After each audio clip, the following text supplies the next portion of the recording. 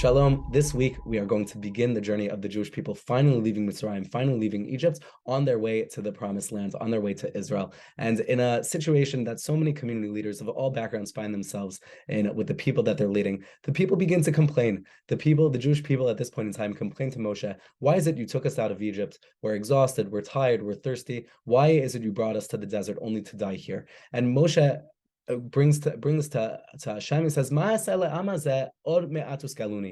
am I going to do with these people? How should I proceed? And just a little bit longer, they're going to stone me. They're going to kill me and effectively fire me from my position. And Hashem's response, his remedy for this situation and this fear is avor lifnei ha'am, that you should go before the people. You should really see, as Rashi says, citing from the Medrash, see whether they will actually stone you. And for us reading this saga taking place as Moshe is trying to lead his people, it seems almost counterintuitive. Having this fear that the people don't want him to be their leader, he fears as if the people will actively stone him.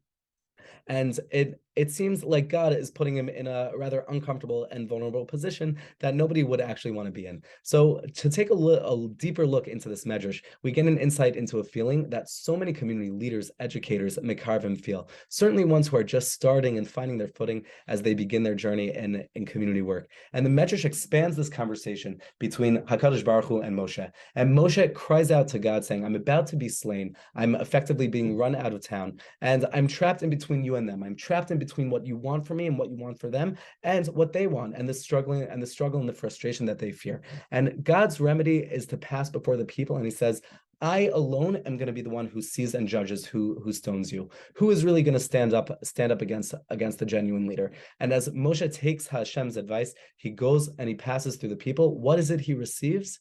He receives, the Medrash says, respect and honor. God at this point reminds Moshe that I command you not to lose your patience, but to lead them, to lead your people as a shepherd leads his flock.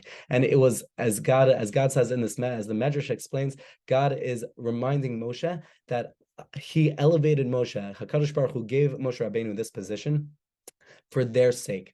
And because of this opportunity that Moshe Rabbeinu has, he finds grace, he finds life, and he finds honor. And that is the opportunity that HaKadosh Baruch Hu is giving him. Not to live in fear, but to be able to bring light onto the people. And while sometimes so many of us face opposition and frustration, and we second guess ourselves as teachers, as role models, or however our talents express themselves, we should be reminded that the abilities given to us are for the sake of everyone's growth, including our own. We have an amazing opportunity. Everybody who works with the community, be it professionally volunteering, however that talent expresses, we should always be blessed to continue the path of spreading the light in the most genuine way possible and mechazek each other as we do it. Wishing you and your family a Shabbat Shalom.